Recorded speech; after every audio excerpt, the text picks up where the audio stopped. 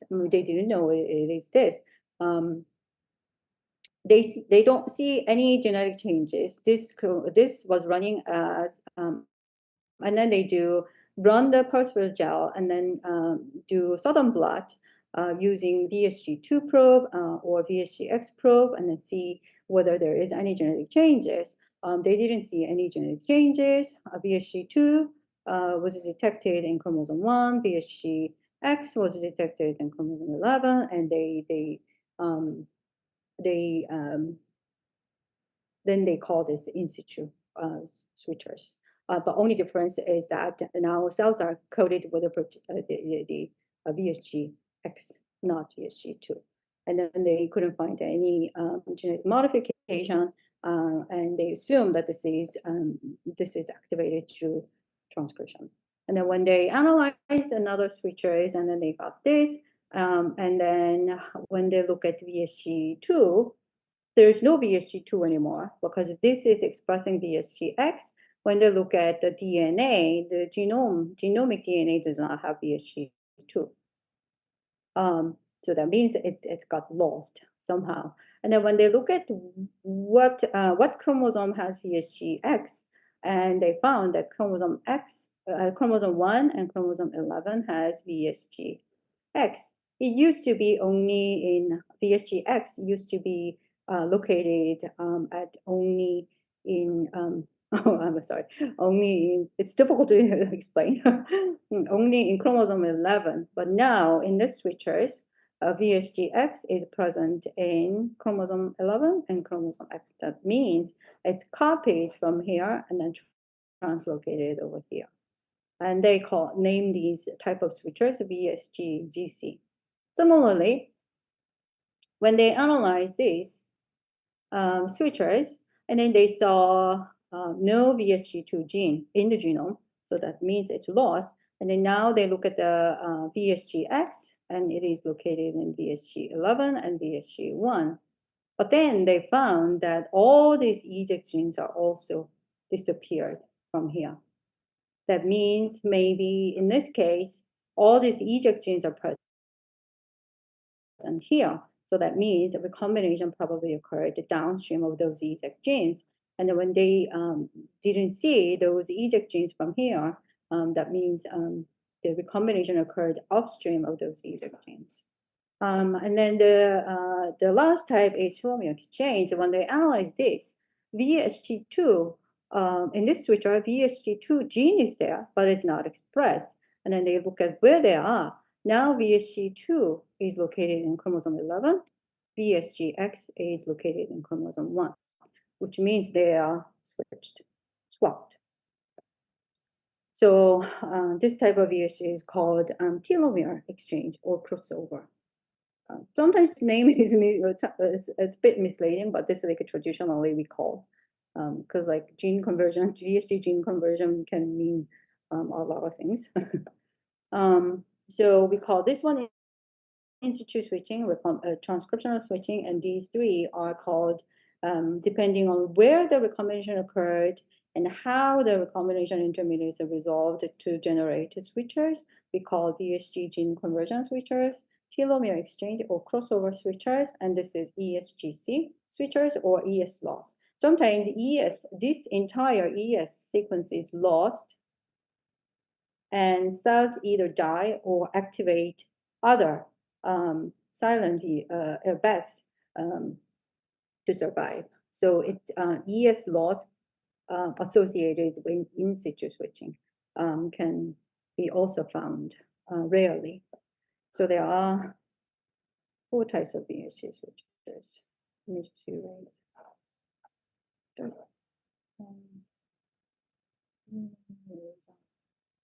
Okay. Oops.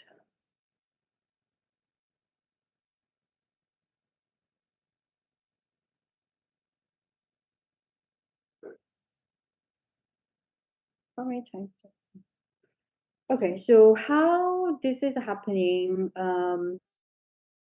It's through recombination. One could imagine when there's a break, mRNA11 complex comes, to the break site, and then the resection happens to create a 3' overhang like this, and then 3' overhang can invade the neighboring donors using sequence homology, and then it could lead to different types of recombination intermediate like this or like this or like this, depending on what protein recombination factors comes and resolve it to separate the strand.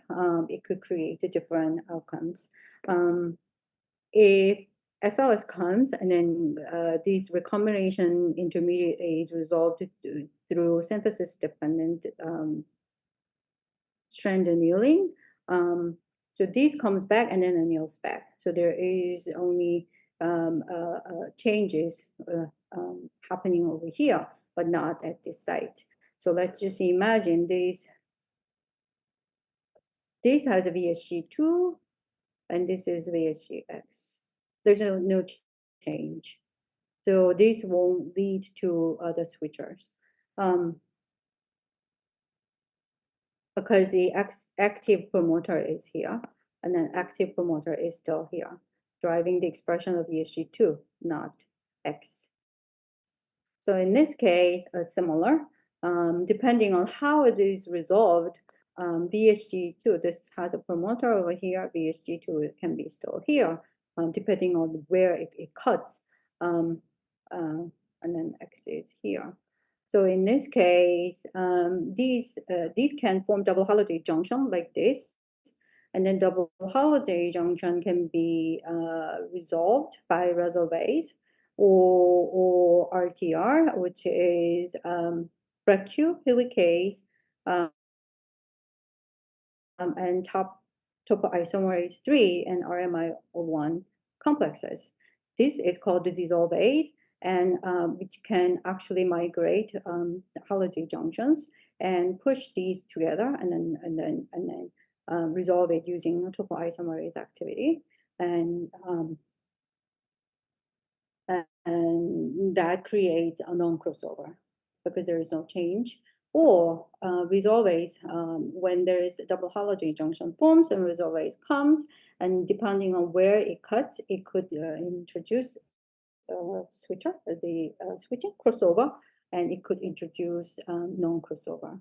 So in this case, the promoter is over here. When the crossover, it is resolved by crossover, there will be telomere exchange. So X will be here, and the VSG2 will be here, driving the expression of X. And non-crossover, there is no change.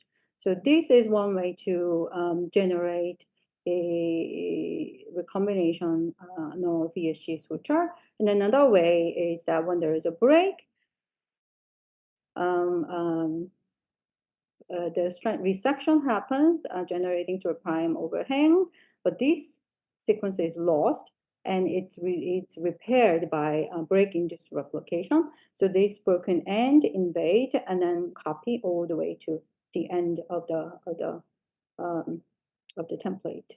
So in this case, this has a let's just imagine this has the active promoter, and this has a VSG2, and this is a VSGX.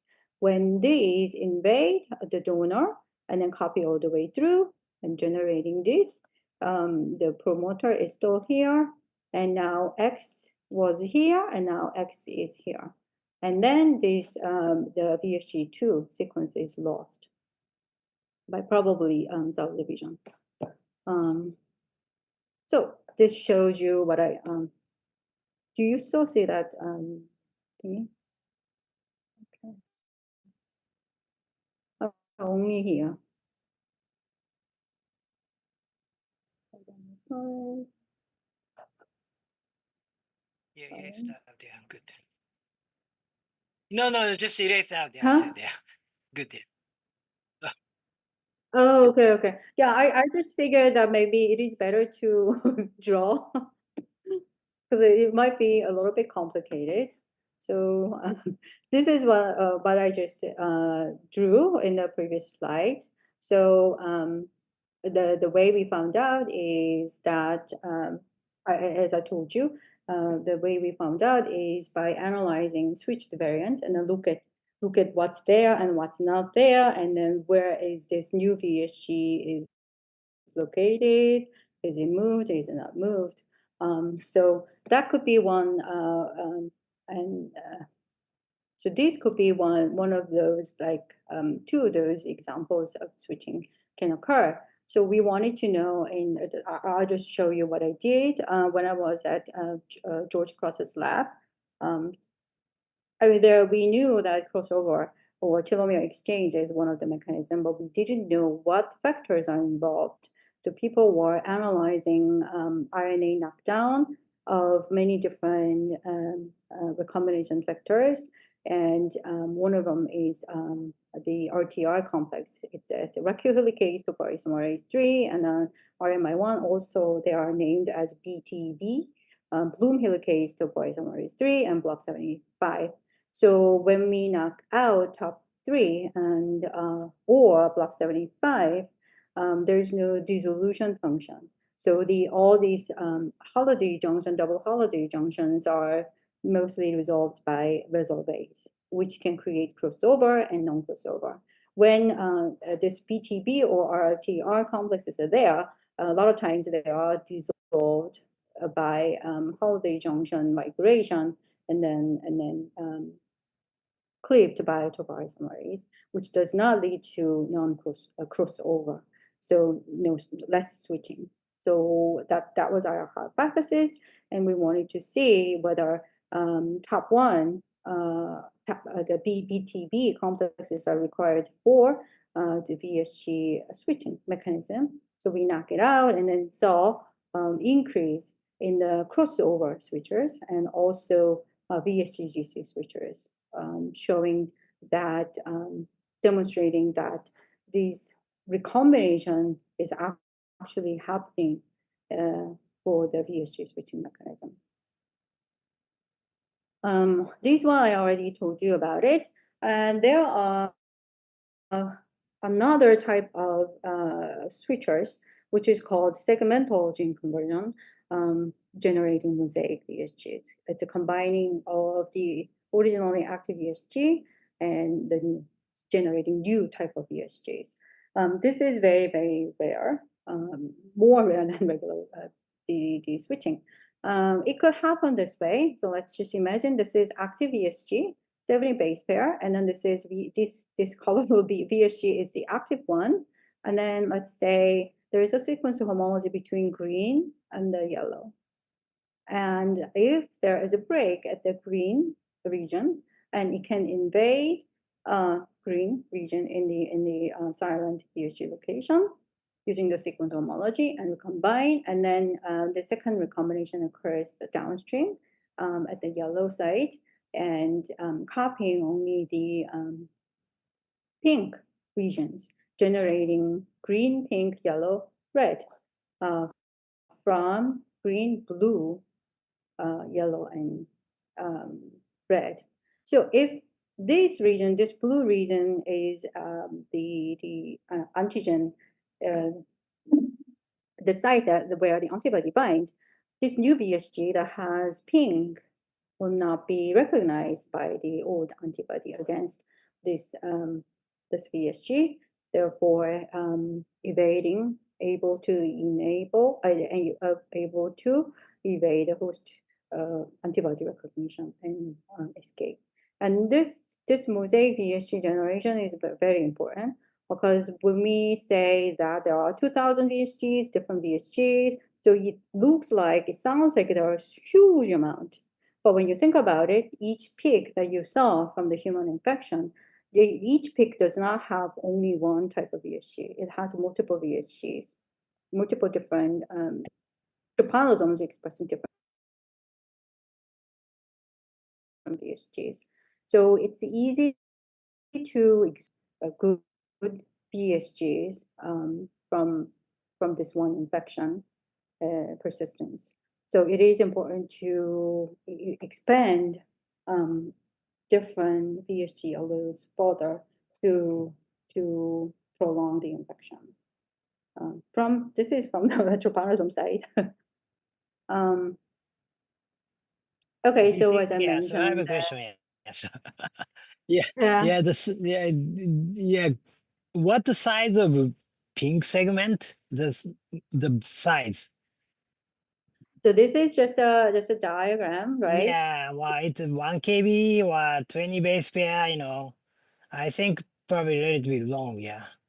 So Because two Because the green strand and the yellow strand both are invading into, bottom's, DNA fragment, right? yeah, I think this is not really the occurring. I mean, it could occur like something like this happens. It could, we don't know because it's so difficult to get switchers gone through mosaic segmental gene conversion. Uh-huh. Um, so sometimes you cannot get this very often in natural cases. You have to generate double strand break artificially Oh, I see. to get segmental gene conversion switchers, enough of them to analyze them. So people introduce break at the VSG coding sequences, downstream or upstream or whatever, within the coding sequences, and then see how they generate switchers, right? It doesn't look like it is through homologous recombination. It is more of the microhomology Well, mediated. no homologous end joining type. Yeah, yeah, Yeah, yeah. it's Yeah, well, yeah. it's fine. It's too complicated for student anyway. So yeah.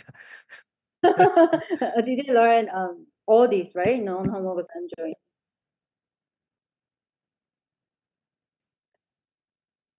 Yeah. So I think it is going through more microhomology mediated. As long as it's in the epitope region, it can generate the antigenically distinct VSG.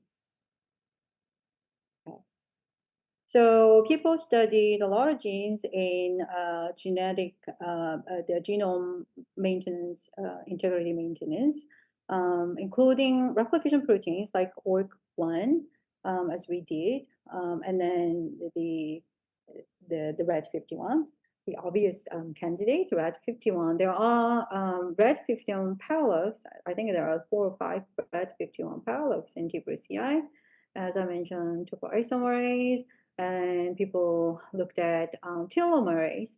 So when they knock out telomerase, there is more genetic instability occur at the active base site that creates double strand break maybe, and then that generate recombination mediated switching event. And then they looked at our MRE11 complex, the COO, and ATR. And among these, blue ones are the ones that are increasing the switching rate when they're knocked out, or knocked down or knocked out. And then red one is the one that decrease the switching. I mean, and then the black ones are, there's no change. So it is interesting because one would imagine MR11 will decrease or something. But the problem, as I mentioned, that in the old days, problem was it was very difficult to analyze VSG switching because the rate is so low. So in the old days, people were using mouse infection, so immunize mouse with a parental, and then what survived, the parasites that survived are the switchers. So they collect those switches cells and then analyze. So that's pretty difficult to do, and then it's difficult. It's not a good way to measure the rate. Anyhow, the MRA11 and COO did not affect. So I think to accurately measure the switching rate from these guys, it is probably best to introduce double strand break and then measure. Okay, so we know a little more than before, a lot more than before, but still, but the question is, what is happening? Like, why is it? What is triggering? Is it like it's for 11 introducing double strand break to induce symbiosis? Or is there a trigger, or it's just a stochastic random event? that we're measuring. So we still don't know it's a programmed event or the stochastic event. And people really try hard to find out what it is. And I think we may have some clue, which we're still working on, is that RNA may be doing something. So RNA and DNA machinery communicate and then induce switching, but we don't know. And I told you that it's very difficult to measure switching because the low rate. So people develop, including myself, easier way to do switching assays using like different selection markers, counter selection markers to enrich switchers in the population.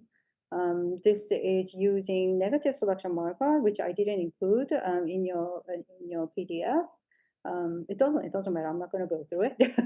And then another way is using max depletion of VSG2 parental cell expressing VSG2 using magnetic associated cell sorting. So you basically incubate cells with VSG2 antibody, and VSG2 coded parasite will stay in the column, and then switched cells does not bind the antibody, so they will pass through. So you collect this pass through, flow through, and then you can analyze these enriched switch populations for switching assay. So these days, people are using this or the negative selection marker to enrich or to collect only the switchers or the max sorting or just increase the baseline by introducing double strand break. Yeah, so it has been, people have been like suspecting that 70 base pair repeat may be the recombination hotspot because all VSG alleles have 70 base pair repeat upstream, either short or long. At least they have two 70 base pair repeats. The longer ones are like 10 kb or 2 kb. I mean, that's which is really high, very long. So people have been focusing on 70 base pair repeat to find out whether this is a recombination hotspot, potentially double strand break hotspot. So people either delete it and then see what happens, or put double strand artificial double strand break at the 70 base pair repeat, and then what happens, and then do both. Delete and then put the 70 base the double strand break at the site, and then see what happens. The result is questionable still. So when the first experiment was done by Richard McCullough, he actually deleted the 70 base pair. Nothing happened. But I suspect that it's because the switching rate is so low, going lower is difficult to measure. But we don't know. And then he put it, he inverted, and then nothing happened. So then Nina Papavasilio lab actually put a double strand break at the site and then see what happened. And it increased the switching rate 100-fold. So does it mean it is required for VSG switching? But then you have to think about the double strand break. When you put the double strand break, recombination will increase automatically. So it doesn't mean that 70 base pair is a hotspot. It only tells you that you break the site within the active VSG location, it will increase the switching rate. So then from the same lab, they put the double strand break at the 70 base pair repeat, but remove the 70 base pair repeat. And I asked what happened. It actually increased. You would expect that if 70 base pair is required for the switching, like saying that this is serving the homology sequences, and when you delete it, it would decrease. but it's the opposite. It further increased. When they put double strand break at the 70 base repeat, it increased the switching. Then when they put the double strand break, they removed the 70 base pair, expecting lowering, but it increased even further.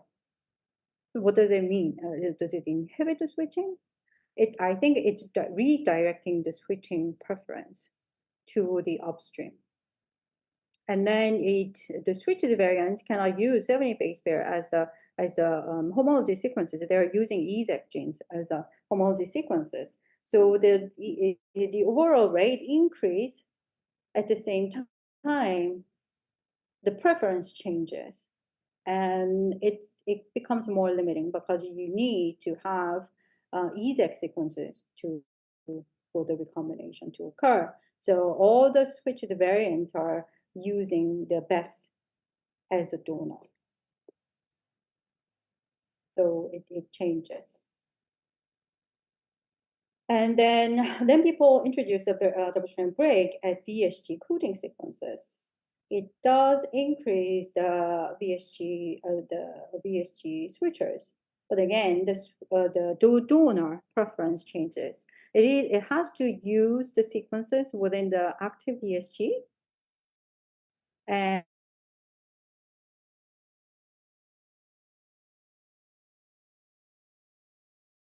sequences within the. So only those that have enough sequence homologies are selected as a donor. But it is difficult to say at this point whether 70 base pair is a hotspot. It doesn't look like, but sometimes it looks like. But what we can say from here is that double strand break or instability at the active expression site is playing very important roles in VSG switching mechanisms. But when they put everywhere. When they put the double strand break site near the promoter, you would expect that if the recombination is occurring through break-induced replication, it doesn't matter. It could just recombine and then copy all the way through. But then it doesn't affect the switching so much. So how this ESGC VSG switchers are arising, we don't know. So as I mentioned before, I mean, I will say like a lot of times we don't know. We're trying to understand how this is happening. So the big question in this VSG switching field is that it is a programmed event, or it's just random when there is during the replication or recombination, something happens, and then it could lead to break or single strand break or double strand break or whatever, or something recombinogenic conditions, and that could lead to switching. And we are only looking at the switched product, right? So it's not really programmed. Or we're still. I mean, I am told. I think it is programmed, but we're trying to find out. Also, it's a transcription associated. It could be transcription associated. When you look at the active ESG location, BES, its transcription is occurring at a very, very high level. And high level of transcription is highly recombinogenic. So that could be it. And also replication and transcription collision. If there's the replication origin is present at the telomeres, we don't know if that's true in TBCI, but if there's a replication origin is present in the telomere sequences, and there must be some collision between replication and transcription at the active expression site that could lead to genome instability and recombination mediated VSG switching. So, yeah. Oh, what time is it?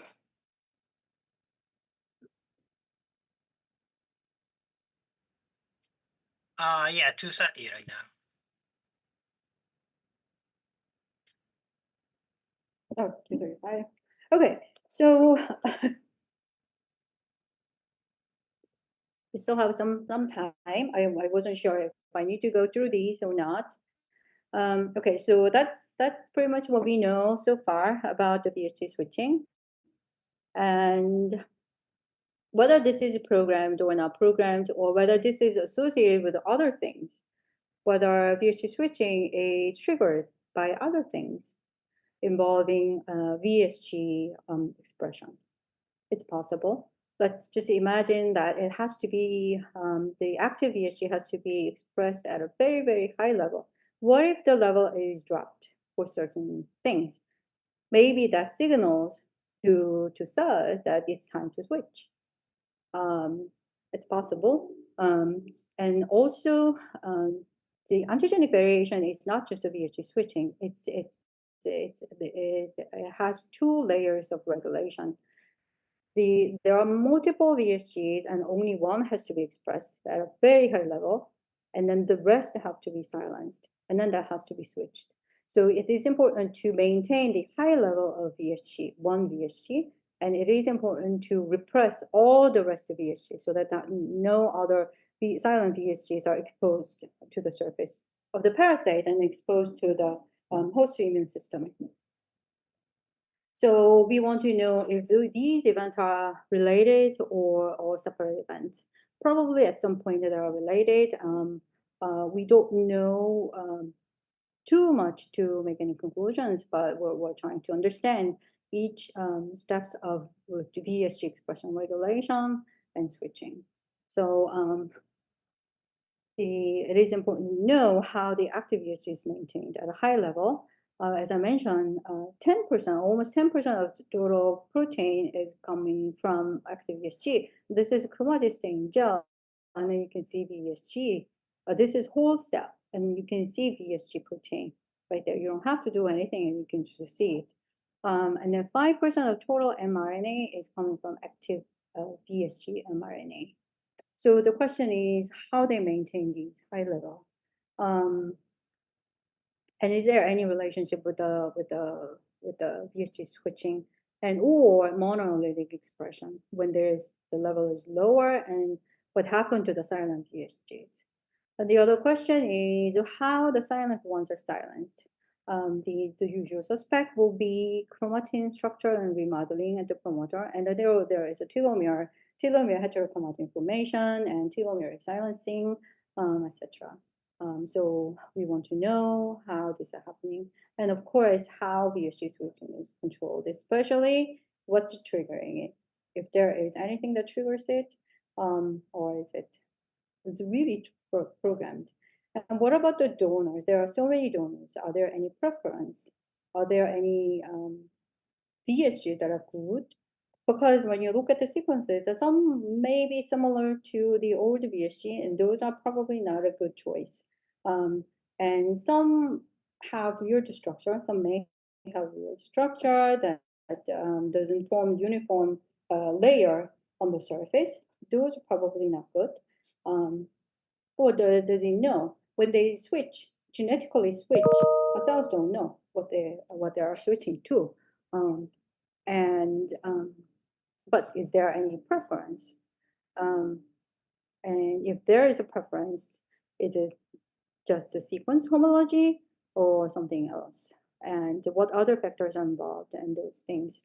And the last question is, what happens to the old VSG code? So cells are genetically switched by gene conversion, let's say. So you are expressing, you lost the VSG2 gene, and then now you have VSGX at the active VSGS. But on the surface, at the protein level, on the surface, there is, because the protein half-life is really long. So genetically, cells are switched, but on the surface, they still have VSG2 on the surface, which can be recognized by antibodies still. And the question is there an active mechanism to remove all the VSG right after switching occurs? Or they don't have anything, it's just a simple cell division and dilution. It turns out it's actually cell division and dilution. There's not clear active way to get rid of all the old VSGs. So then you have to question like how many cell divisions they have to go through to be safe, meaning not visible to the host antibody. And then the key point is this is IgM response, not IgG response. So it's not linear. So when there are about 1% of VSG on the surface, they can evade. And then there is other way for these cells to hide from the host cells, even though they still have a active VSG on the surface.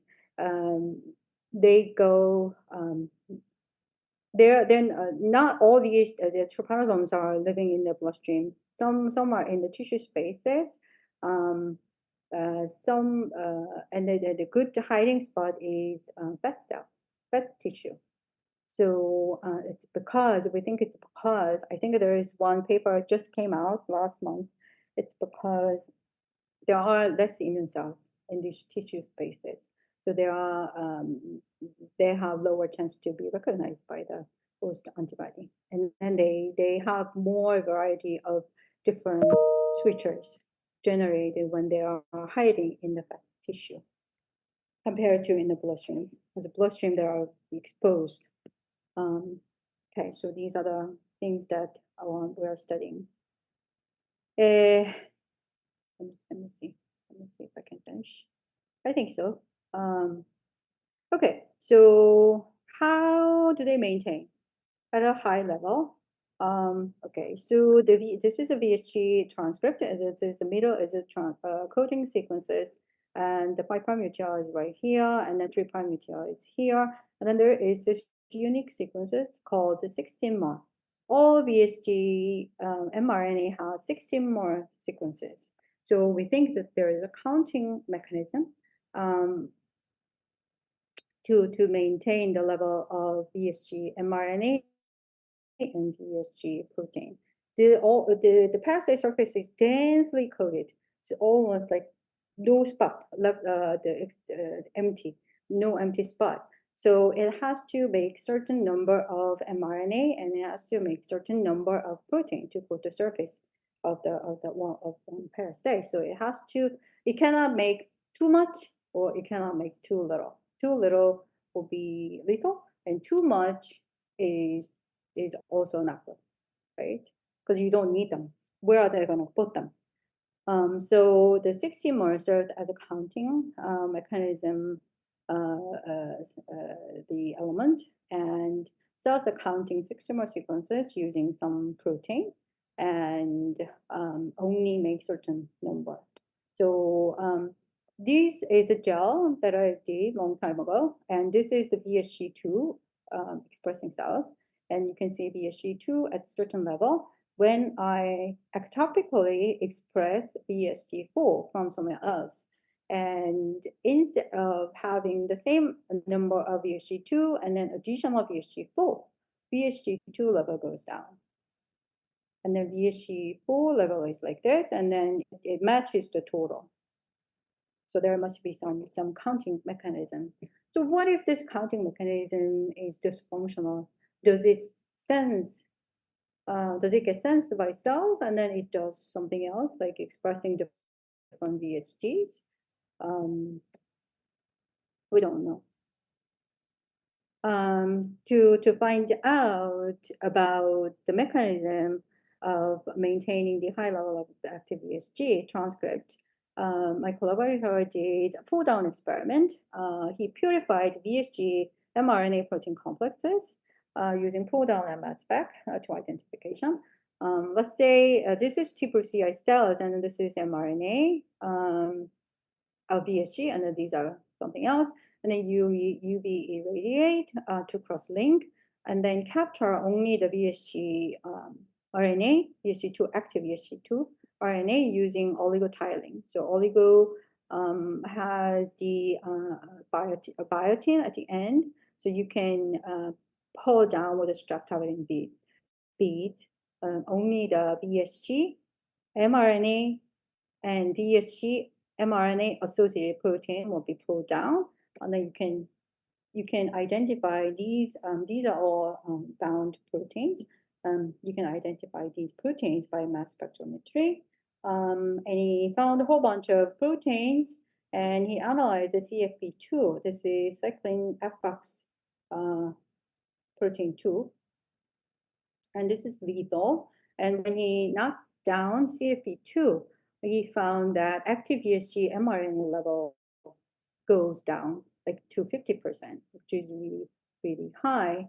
And then knockdown red cells cytokinesis. And this was also observed when VSG2 mRNA level was reduced by RNAi depletion.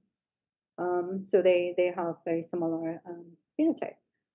So one would expect, okay, so you reduce the VSG2 mRNA level, what happened? They need to make different VSG to survive, but no, they go into like quiescent stage, like they stop growing, they stop dividing, they stop at the cytokinesis. The two cells are fully replicated, but they are attached still. Because and then translation is stopped, inhibited.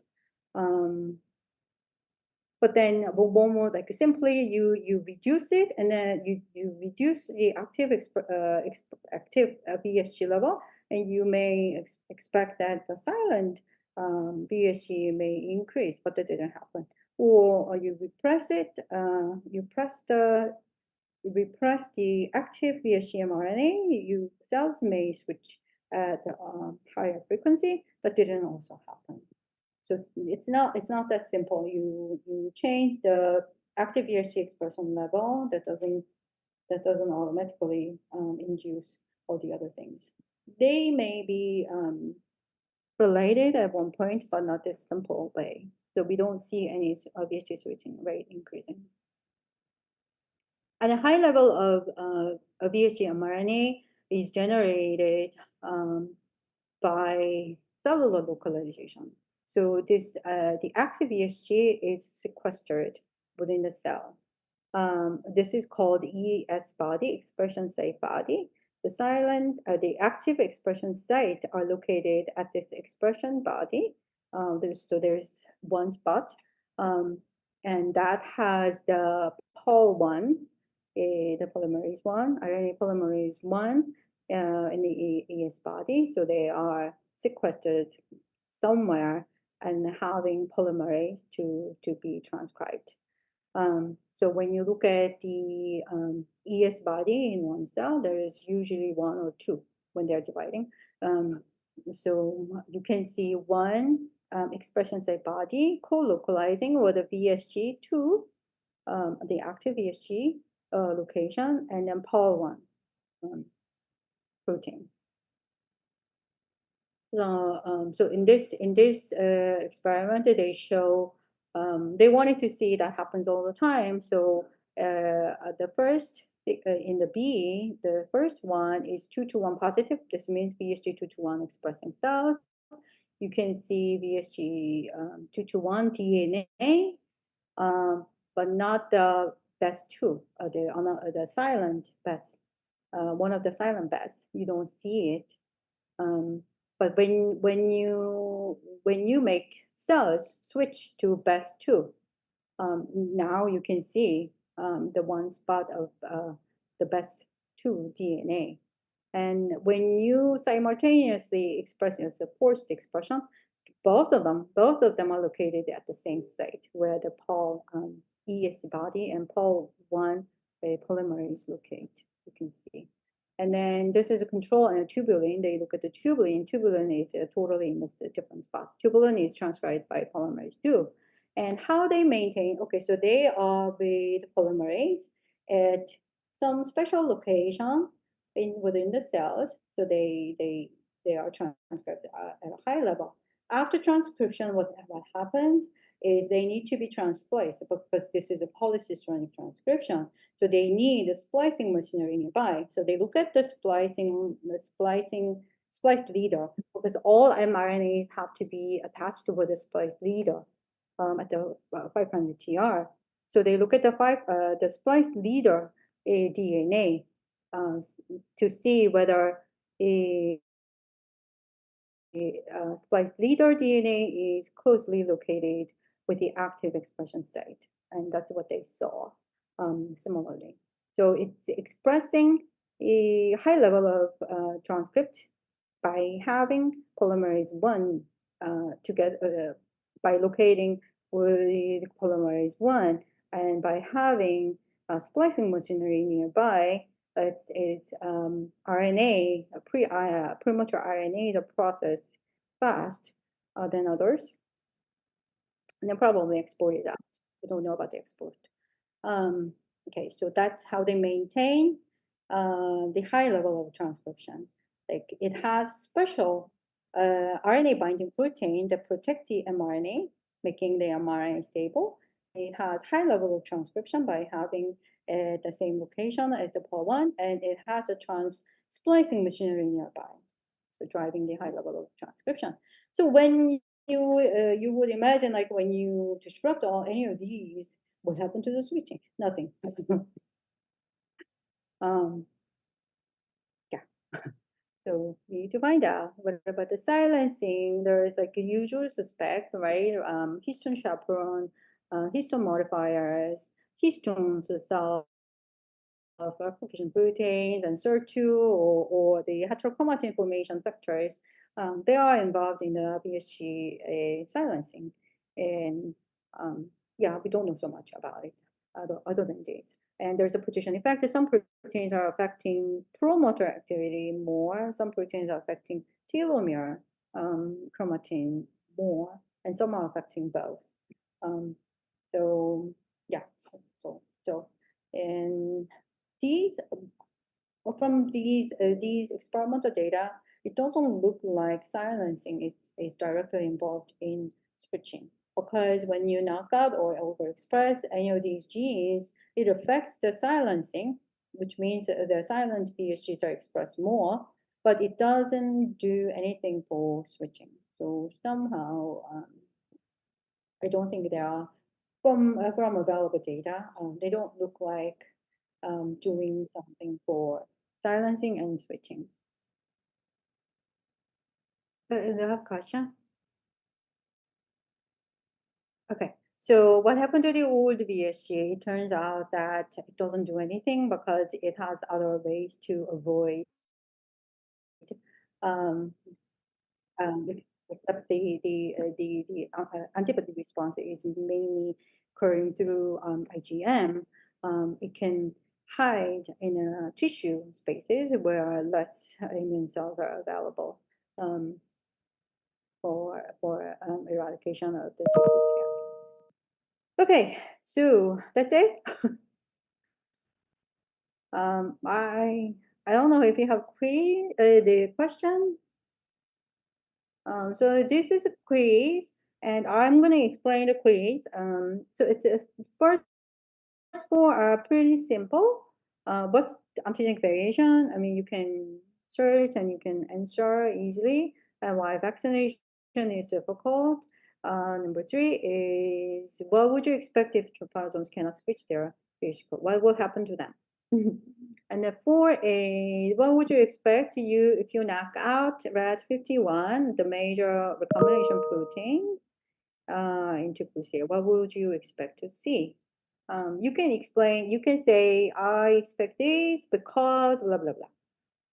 Okay, so number 1, 2, 3, 4 are easy to answer. Number 5 and 6 are for fun. So number 5 is the double-strand break at the 70 base pair of the active BES. I told you it increased the rate of switching because it cut the DNA. DNA have to be repaired by homologous recombination or something else, whatever, and that leads to switching. Okay, so this is a scenario. The double-strand break is occurring at the active expression site. So my question is, what would you expect to see in the switching if you introduce double-strand break at one of a silent base, one of the 70 base pair of a silent base? So you're basically cutting the donor, right? I mean, there's no donor into place here. what would you expect to see if you generate the double strand break at a silent expression rate? Increase, decrease, or no change? And then defend your answer. There's no right or wrong answer. But maybe it's more likely or less likely. There is. Okay, and then the six is I just want you to think about. T Brucia expresses the active ESG from 1 telomere base. That's all the bases are at the telomere. Do you think having the expression set at the telomere locus, not in the chromosomal internal, because procycling, the surface code of the procyclic stage, insect stage, the procycling genes are also transcribed by Pol 1, but they are in the chromosomal internal location with the Pol 2 transcription unit. So having the base at the telomeric locus will be good for T Brucei or not good for T Brucei. Or maybe why would I end up there? You know, it's probably like evolutionarily, there must be some advantage to be there. So I want you to think about it and then give us what you think. So if you think it's advantageous to have at the telomere, because why? If you don't think that, oh, this is total mistake, it's just happened to be there, but it has no advantage, then why not? Yeah. So I'll send you this through email. That's it. Okay, thanks. Yeah. Any questions?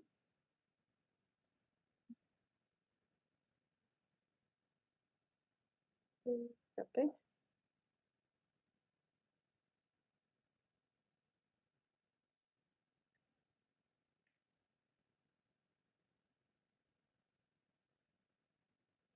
Mhm. Mhm. Okay. Okay. Okay, thanks. Sharon, you still there? There's only one person who couldn't come. Yeah, I think Sharon is attending the lecture, so probably no big issue, I believe. Okay. Yeah.